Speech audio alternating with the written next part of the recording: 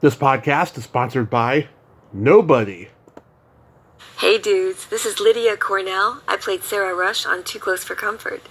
And you're listening to Tommy Throwback Kovac on Splat from the Past. Tell them some jokes, Tommy. Love you. Hey dudes, welcome to Splat from the Past, the only 80s themed horror and sci-fi show where things can get totally radical. Now today I will be welcoming back my good friend Lydia Cornell, who I had on here during lockdown 2 years ago. Now, as a lot of you know, I usually record the intro first and then do the interview. Well, for this episode, I'm recording the intro after the interview because Lydia and I we've been trying to plan a time to do this interview since October. And we were going to do it this upcoming Thursday, but then she called me just out of the blue earlier today and said, "Hey, let's do it now." So we did it. We talked about the 40th anniversary of Bloodtide, the very underrated cult classic film, horror film she did 40 years ago. We also talked about when she guest starred on Knightrider and Quantum Leap, and her upcoming memoir, and trying to get a Too Close for Comfort reboot done, and all of that good stuff. And it was great. I just love Lydia. She's such a passionate, awesome person. I did record the outro after we did the interview, so that's all good in the hood. And I hope you enjoyed this interview. It was a lot of fun for a spontaneous one, and I had my research lingering for over a month in hopes that we would do it soon. So yeah, here is my new interview with Lydia Cornell. Hey Lydia, welcome back. Hey Tommy, can't wait to talk to you again. I love you so much. I love your channel. Oh, thanks so much. How are you? I'm good. We traveled all summer. We never got COVID. Really grateful. Taking care of our, my boyfriend's 2-year-old grandson is here, and so it's been a lot of fun. Oh, God bless you. Yeah, I got things going on in my life, but other than that, I cannot complain. Yes, we all do. I know. We've been through, everyone's been through a lot. It's been 2 bizarre years. And my mother passed away a year ago. Oh. And I think we did, it was a very, very, very weird year, sad year, but at the same time, there was a blessing at the end of it. Oh, I love your attitude. That is just so wonderful. Well, actually, what happened was she passed away, and she had dementia, and we let her go with a lot of love. We said, "Mom, you don't have to hang on." She was 92, but dementia makes you unable to swallow after a while, and so we were feeding her with a little sponge sticks, and people don't want to leave until you leave the room. We turned away, and she decided to leave, and she passed away with a kind of a sad look on her face, but in the morning she was smiling. After death, she smiled. This is the weirdest thing I've ever seen. She looked so peaceful. Oh. And it gave my sister goosebumps because, I don't know if you believe in God, but I certainly do. I do. Want to believe that I do. I believe in God all the way, yes. I mean, after my car crash, I have to believe in God. Oh, yes, me too. I do too. But my sister went, "I have goosebumps. Are you seeing this?" She has the most peaceful look on her face. She's smiling, and that happened after she died. Oh. And I figure she must have seen my little baby brother up there. He died, 28 years ago. And my father and her husband and all her loved ones holding hands, and I figured that's what was going on. She was finally at peace with God, Oh, amazing. So, can you believe it's been 40 years since Bloodtide? No, and I don't like you rubbing that in. I don't want to think about the years going by. We're getting younger, Tommy. Yeah, well, I'm going to be 40 next year, so. Oh, you're a baby. Oh, my goodness. Yeah. So, You're a youngin'. was that a standard audition for you? No. I met with a wonderful producer at the Chateau Marmont, and John Schofield, and he had two daughters, Amanda Schofield. She's in the industry. Yep. And they're British. There's a British production company, Donald Langdon, Connaught Entertainment, and wait a minute, is it John Schofield? Oh, yeah, he's a very wonderful man. And we met up there and we just talked. And he said, I wasn't well known yet. I didn't have anything going. It was 1979. I didn't have a series yet. And he cast me basically because I was sweet and friendly, I guess. I don't remember even reading for the part. But I met with the producers, and the next thing I know, I have this big movie, and they're making posters of me for the Cannes Film Festival. Oh, wow. Life-size posters. So Deborah Shelton, Mary Louise Weller, and I got the female parts. Martin Cove, James Earl Jones, Jose Ferrer, and Lila Kedrova were the other main actors, and they're all three Oscar-winning icons. Lila Kedrova won for Zorba the Greek. Jose Ferrer is an icon, from greatest, gosh. Cyrano de Bergerac. Yeah, Cyrano de Bergerac. And then James Earl Jones had just come off Broadway in The Great White Hope. He was getting, Tony nominations, accolades. But he hadn't done Star Wars yet. He hadn't made his mark in Hollywood yet. I don't think. It was 1979. Yeah. He had a series where he was like a tough cop that Stephen Bochco produced, but it didn't last. It was like around that time. Oh, really? Yeah. Most people don't remember it. Yeah. What was he doing in 79, though? I think he just was being praised for this Broadway. Yes. He won 3 Tony Awards. Okay. And he was this big star, shining. He was coming up as a big star at the time. Absolutely. Did you know that I interviewed Annabelle Schofield this year? No way. Yeah. Oh, my God. Oh, Annabelle. There's an Amanda as well, I think, right? I think so. Yeah. Oh, wow. Yeah. I'm so sad I never reconnected with her dad before he died. Oh. You look back and you go, why didn't I, contact these people? Yeah, I know. Well, because, for years and years there was no internet, but then once the internet came, it's like, oh, I can get in contact with everybody. Oh, yeah, exactly, right? Yeah. How is she doing, by the way?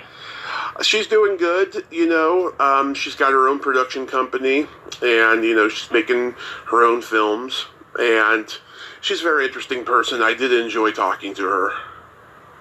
Cool, I love the Brits. So, yeah, and her father was amazing, really cool guy. John D. Schofield, yeah. What I love is that in those days, I'm not kidding, the men did not come on to the women in interviews. Maybe that's only American producers, but the British producers did not put the moves on me. I was thrilled to find that out. Really? It didn't happen in my audition for Too Close for Comfort either, but, it has, oh my God, I have stories I don't want to even talk about yet. Okay. And I would never reveal names at this point. I don't want to ruin someone's life at this point, but anyway. Yeah. And, but... In the 80s. I'm sorry. Annabelle, she said that you were a sweetheart, and that the tide would cut you from the mainland out there on the Greek island. It was that strong. Oh, how interesting. The tide would cut us from the mainland. You mean the ocean tide you're talking about, right? Exactly. Yeah. We were stuck on this Byzantine fortress, like a rock of Gibraltar. It was an isthmus. It was connected by a tiny, piece of land to the mainland, but it was the most beautiful medieval, archaic fortress. And nuns and goats could get to the top, but you couldn't get cars up there. And all the camera equipment was lugged up by donkeys, by mules. And, we lived in these beautiful, it was on the Aegean Sea, so we lived in these beautiful, gorgeous stone castles. All the actors had their own suite in a castle. And I couldn't speak Greek at all. I remember I first got there and I was so thirsty for water, and I could not get them to give me any water. They kept giving me wine, retsina, mumsy, which was it tastes like violin rosin, wine of the locals. And I kept going, no. I kept pointing at my throat and going, water. They go, oh, Nero. with a backwards P. You know how the Greek alphabet is. Yeah. Oh, it was so painful. And then I get to my room, and it's like the most gorgeous view in the world. And next door to Mary Louise Weller, we shared balconies. It was just such a beautiful place to be for 9 weeks. We're stuck there for 9 weeks. Yeah, Mary Louise Weller, she was coming off of Animal House. Yeah.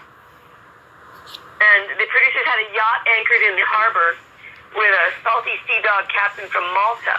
Mm-hmm. And he cooked steak and kidney pie and all these British dishes. And he'd have all the actors down to eat in the yacht every night. Because they didn't know how to feed us yet. We didn't have per diem. They gave us per diem, but you had to go to a local cafe somewhere on the mainland. So we all hung out together, and we would drink ouzo at night. And I remember skidding on a discotheque floor in a cave. We were like dancing in a cave, and to rock music. And my chin was gashed open, and the only the nurse on the set, didn't have any anesthetic, so she burned I looked up and I saw her burning a carpet thread through a candle flame. And I went, "You're not going to stitch me up with that, are you?" He says, drink this wine. It'll be the anesthetic. And she poured wine on my chin. Mm-hmm. She stitched me up, and it was the biggest scar for many years right under my chin.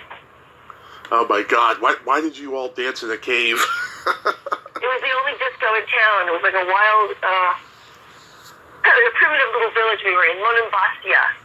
Okay. You should look it up. It's quite interesting. And the only other tourist that got there when he came on the Flying Dolphin is a Russian hydrofoil. That's how we got there. I remember you saying that you refused to do nudity. Yes, I refuse to do nudity to this day. Yeah. I'm really happy I made that decision, but what were you going to ask me? Yeah, because I remember you had a story last time we talked about not doing nudity, something about it. I can't remember. Yeah, I refused to do nudity because I knew someday my kids would see it, and I didn't want to, one day if I had children, which I do now, but I just had this ethical, moral sense that I didn't want to do a gratuitous nudity, unless it was for a brilliant director and there was a real meaning to the scene. So here I am, playing a sex symbol and running around in a bikini on this Greek island, and we're supposed to be smuggling buddies. James Earl Jones and I are smuggling buddies. Mm-hmm. And he's doing Othello every night in his wetsuit, and I'm helping him find this underwater thing. We don't realize what's really under the ocean. I'm not going to give away the spoiler, but at one point they were trying so hard to get me to go topless, and I just refused. But they wanted to catch me going topless, at least running from behind, like just from the back, Lydia. Run into the ocean for your big drowning scene, and you can run in and then swim out about a mile. And believe me, I was supposed to pull my top off and look like I'm running in naked, half naked, right? Mm-hmm. After exercising on the beach. So I didn't know how to speak Greek. I go to the wardrobe lady who's got a dressing room behind a big rock at the beach. And I keep trying to tell her, know this. I kept pointing to my boobs. And she goes, she tried bandages first. She put gauze and bandages around them. And that fell off in the water, and then an underwater camera. So luckily they didn't catch any underwater shots of my boobs yet. So the second thing we tried, she came up with a brilliant idea. Light bulb. Zinc oxide, which is white, waterproof, sunscreen. And she slathered it all over my breasts. And it was brilliant because I could look naked from behind. And I went running into the ocean. I swam, and my boobs were completely white, and it wouldn't come off underwater. And there was an underwater scuba diver with a big underwater camera, and I saw him. Because I had a big drowning scene at that point. And they couldn't use any of the footage because it was all white. All smart of them. That is pretty clever, I have to say. More people should do that in movies. I know, because I didn't have the protection of my union or my managers on the set. I was doing a union Screen Actors Guild movie. You have to be a member of our union to do that, and the rules are no nudity unless you sign a contract saying you will. And usually they protect you, but there's nobody, they couldn't fly in my manager to stand there. So you have to kind of use your smarts. A lot of women get bamboozled into doing things. Oh. But the other thing is that night I still got scared. They caught some nudity earlier with the bandages, so I sneaked to the DP's cave. We all lived, some of the crew lived in these cave-like dwellings built into the Rock of Gibraltar. Like, not Gibraltar, but it was built into the mountain. There are these cave-like places to live. And I found the film. I can't believe I did this. Oh my God, I could be in so much trouble. I took the can of film from the day's shoot, and I hid it in my room.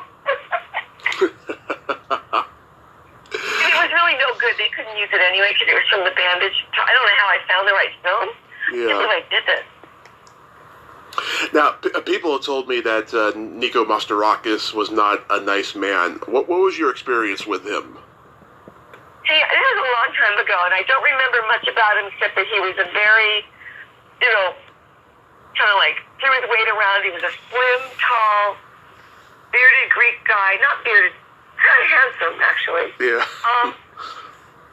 He was known for doing the Greek Tycoon, I think, about Jackie Onassis, right? Mm-hmm. That movie. He was quite a big shot in Greece, and he just kind of paraded around giving orders all the time. I just laughed. I mean, the actors on a movie are usually like the kids, and we're all snickering and gossiping and joking, and, we giggle a lot, and we're trying to memorize our lines, and we're pretty nervous most of the time trying to get ready for a scene.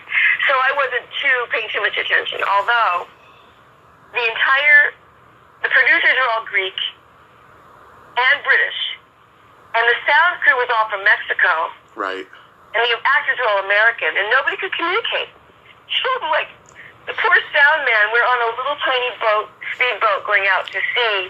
There's 25 people on a small boat, and it looks like only 4 actors are supposed to be on the boat. The crew is all hiding. Yeah. The sound man and everything. And the sound man from Mexico was seasick. It's just he's, like, doing all the engineering down below deck. He gets seasick, runs upstairs, and loses his entire false teeth overboard. His entire suture. That's so embarrassing. Oh my God! We had to shut down production for about a couple hours, get back to shore, and it turned out he could not get new teeth delivered. He couldn't get fitted for teeth on that island, so he had no teeth. Listen, I feel for the poor guy. He's a wonderful man, but he had to drink all his meals with a straw, including moussaka, the Greek eggplant pastry, lasagna. Yeah. Oh my God. Poor guy. It was so funny. They call the dinner at midnight. Whenever you start shooting, you call your lunch break 5 hours in. Mm-hmm. So if we start shooting a night scene, they call dinner at midnight, So it's like, it's lunch. They call it lunch, actually. Lunch. Totally pitch blackout. And the poor guy's trying to drink whatever he can. I mean, he ended up doing the Farrah Fawcett. He ended up going back to Mexico later and doing the Farrah Fawcett movie, Sunburn. Okay. He's a pretty famous sound man. Was there a rap party for the movie? No, we never had a rap party, but because we were stuck there 9 weeks. There was an actor's strike in L.A., and a lot of scenes weren't shot because of the strike. We had to take a delay and go on a vacation. All of us went to Athens for a few days. Also, my series didn't start on time. It didn't start till... I was only supposed to be there 6 weeks, so I was there for 9 weeks, so... I don't know what happened. A lot of actors left early. There was a great art director on our film. Oh, my goodness. Oh, yeah. Aurelio Cunyola. He ended up winning an Academy Award for The Black Stallion later, for Francis Ford Coppola. Oh, yeah. I love that guy. We kind of dated on the set. He was a very lean, interesting Italian man who was so sweet to everyone, and he cooked big pasta dinners every night in his castle room. So all the actors would gather in his room at night, and we became good friends. Oh, nice. What did you think when you saw the movie? I love the art direction. I love the music. Was very intriguing. But it was so bizarre. It was over the top. These monster movies are kind of weird. I didn't understand it. It felt like it didn't make any sense. But now, apparently, it's a huge cult film. Right. And it's called Bloodtide. It was called Demon Island when I did it. And they changed the name to Bloodtide. I saw I think it was on Instagram you posted not too long ago. You guest starred on an episode of Knightrider. Yes, I did a really good, a 2-hour Knightrider where I was an assassin, driving a red Ferrari and I had to kill Hunter. But we fell in love instead. And I couldn't do it. Yeah, was that a lot of fun? Yeah. Yeah, that was a lot of fun to do. It's hard wearing a bikini. In everything I do, I had to wear a bikini back in those days. You know, that's all they really wanted you for was your body in the 80s. Mm-hmm. And there's such a loose, it was just such an overly sexualized era. Right. Nowadays, all the generation Gen Z and the millennials, they're really appalled at the way they treated women back in those days. Yeah. But they casually joked about rape a lot. You know, we even did a rape episode where Monroe was raped by 2 women in Too Close for Comfort, and ABC banned the episode later, but it was considered kind of funny. I mean, there was a laugh track going on. I'm like, why would you would never allow that nowadays? People are so a little bit overly woke, I think, at times, but oh yeah, they're much more conscious. They're much more conscious of being good to people. Sexual assault is nothing to joke about, you know, on either level, men or women. But I do agree with that. We shouldn't be joking about things like this because so many young women came to Hollywood with hopes and dreams, and they were immediately preyed upon by real predators. Yep. Who brought them in for auditions to rape them or to just molest them, and they went away crying, and it was like their dreams were broken. And they can joke about it, but to be honest with you, it was really shattering. I barely navigated that. I barely got out of that alive. You know, you never know. Plus, there was a stalker. There was a stalker they caught in Dodger Stadium. But a picture of me in his back pocket. They took off the TV screen and a knife, a switchblade. Right. And he said he was coming to kill me because he thinks I asked him to marry me through the TV screen or something like that. So there's some really, you know, you can really provoke people to act in ways that are odd. If you are wearing skimpy clothing and constantly being so, you know, completely available. I don't know, men think, in those days, women were just eye candy. Yeah. So anyway, so in the Hunter episode, I was cast, I had to play a really serious role. I had a lot of crying scenes. I had to fall in love with Hunter. I had to go against my instinct. And I was given a gun to, you know, to practice shooting in a shooting range, and then I had to use the gun and pull it out and aim it at the back of his head. And then he turns around and he sees me with the gun, and I realize I'm in love with him, and I throw it in the water. You know? Yeah. And then you did an episode of Quantum Leap? Yes, Quantum Leap was the pilot episode. And I auditioned for David Hemmings, who had cast me in 18. Oh, yeah. I didn't know 18 came first. Yeah, 18 came first. And I didn't know David Hemmings was directing Quantum Leap, the pilot. I love him. But Don Belisario produced Quantum Leap, and he didn't bother to tell anyone, if you're a woman and you have long hair, we're going to have to cut your hair off. So I go in, I read for the role, I have dark hair. I dyed my hair dark to overcome the dumb blonde typecasting later in the late 80s. Because I was sick of being typecast as a dumb blonde. Yeah. So I figured I'll do Spanish-speaking roles, Full House. I played the Spanish teacher, DJ Spanish teacher in Full House as a brunette. Yep. And then I went in for Quantum Leap as a brunette, and I read with David Hemmings. He loved my reading. We met at Universal. We joked about 18. He cast me immediately. He goes, you need to be at the Teamsters Union bus next Friday night. I didn't know we were going to be gone for 2 weeks, right? So I come there with no suitcase. For some reason, our wires got crossed. And they didn't bother telling me we're going to be filming at Edwards Air Force Base for 2 weeks. And I didn't know the law. The Teamsters say you're not allowed to ever come home on your own. Once we're driven by a Teamsters Union truck, you can't drive your own car home. You have to come with a Teamsters Union, according to the law of the union. So I get on this bus, and they go, you sure travel light. I go, what do you mean? We're staying there for 2 weeks. I don't know what the job is. I have a toothbrush, that's it. So The minute I get there, I'm walking on the set, my dressing room, and Don Belisario stops me. He goes, "What's with your hair? We need short hair. You're a 50s pilot's wife, 1950s. Pregnant pilot's wife." And they had pregnant suits for all of us. And I go, "What do you mean, short hair? You didn't tell us to cut our hair." He goes, "What do you think that means? We're in 1950s. He threw a fit. And immediately the hair and makeup people, we jumped in the car and we went to look for a wig. Mm-hmm. And we couldn't in Palmdale. And we found a wig shop. And the perfect black Ava Gardner-like wig.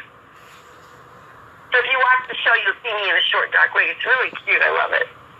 And I'm wearing a real pregnant outfit, you know. Yeah. He put these bodysuits on all of us.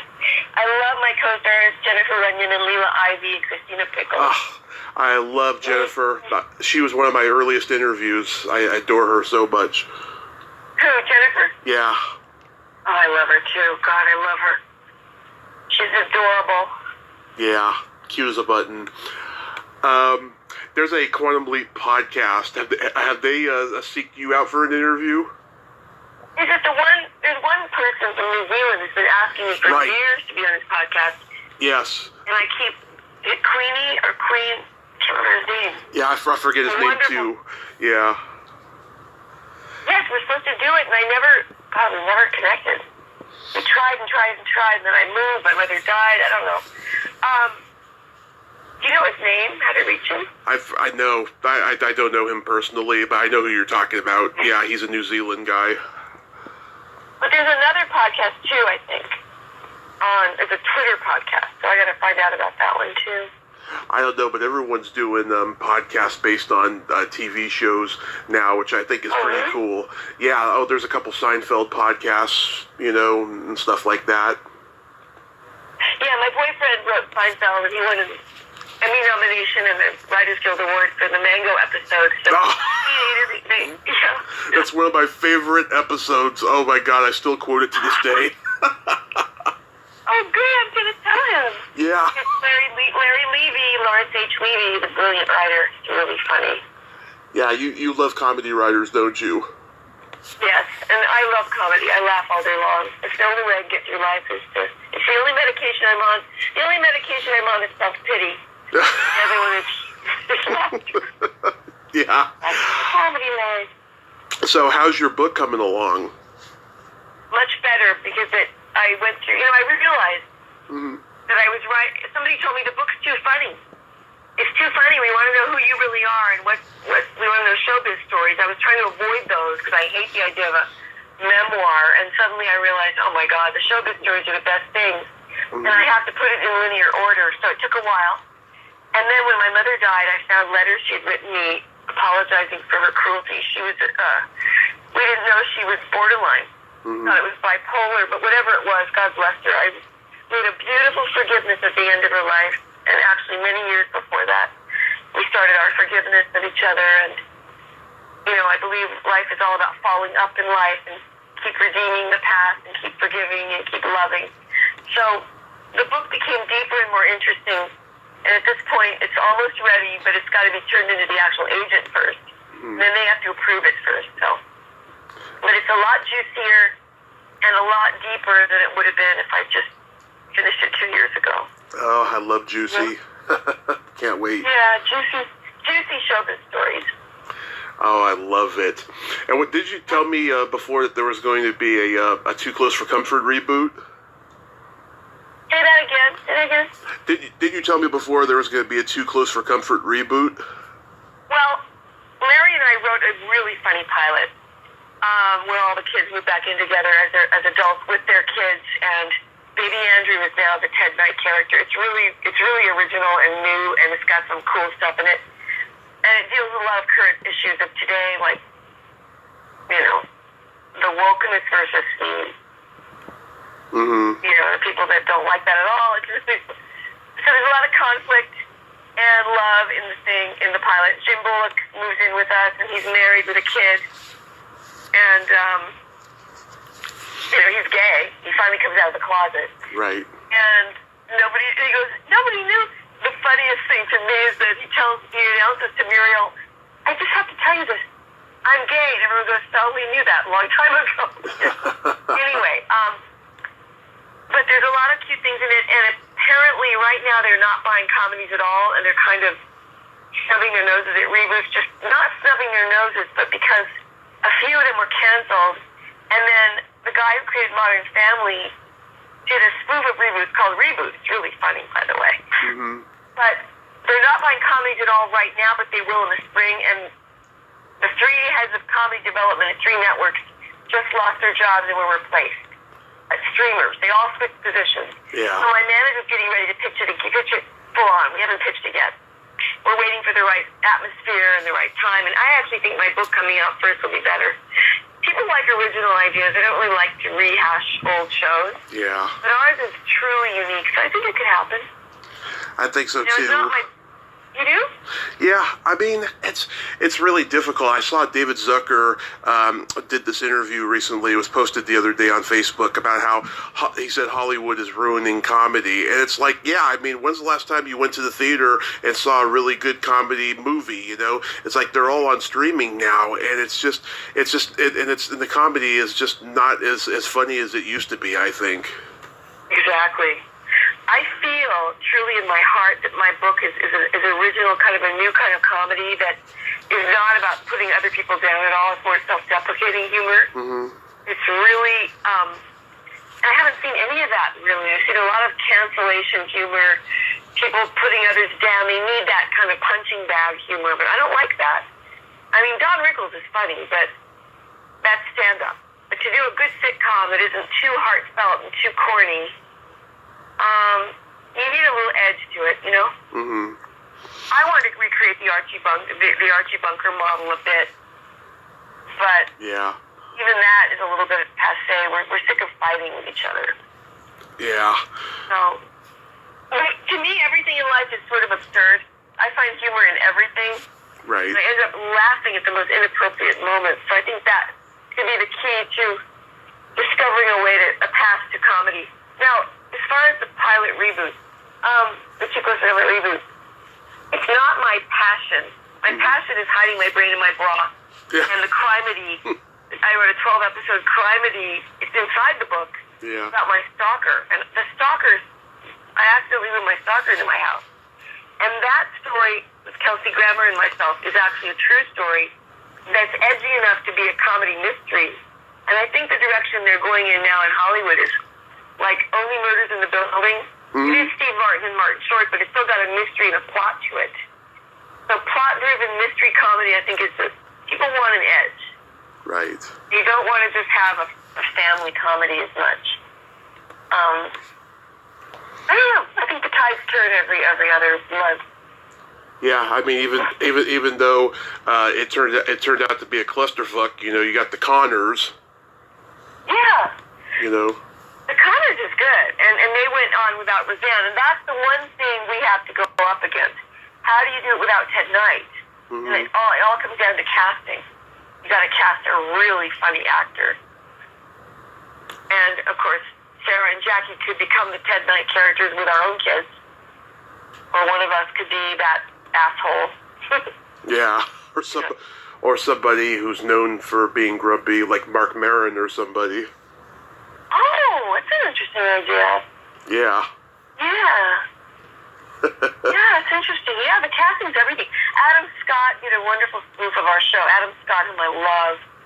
He was in Step Brothers, and he was in Parks and Rec, and he's just one of the most wonderful, prolific comedians out there. But, you know, movie people. He's a big star, A-list. But he did a spoof of our intro with John Hamm and Catherine O'Hara. Oh, yeah. Have you seen it? Oh, my God. I haven't seen it yet, but I'm going to. It's so stupid. It's like an entire hour or 30-minute episode about how we created the couch fall. And they used John Glazer as Ted Knight. And they have this award-winning director directing the stunt. And everybody's in stunt outfits. And Catherine O'Hara thinks she's going to be part of the stunt. She thinks that they're really doing E.T. or some secret movie. Mm-hmm. Why would they have this big stunt crew for Too Close for Comfort? Yeah. Oh, God. I gotta see that. Lydia, thank you so much for coming back on. It means a lot to me. I hope you have a happy, happy holiday season and continue staying positive and just be safe out there. I love you, Tommy. God bless you, and stay healthy and well and in good spirits. Lots of love to you. I will. A kiss. We'll talk soon. Okay, talk soon. Yes, lots of love. Bye. Bye-bye. Well, there you have it. Lydia Cornell. Ain't she a sweetheart? Oh my God, she is just an amazing woman, and so funny too, and so passionate. I just adore her. She's the best. Well, until next time, this is Tommy Throwback Kovac saying there's no shame in living in the past because the present sucks. Later, dudes.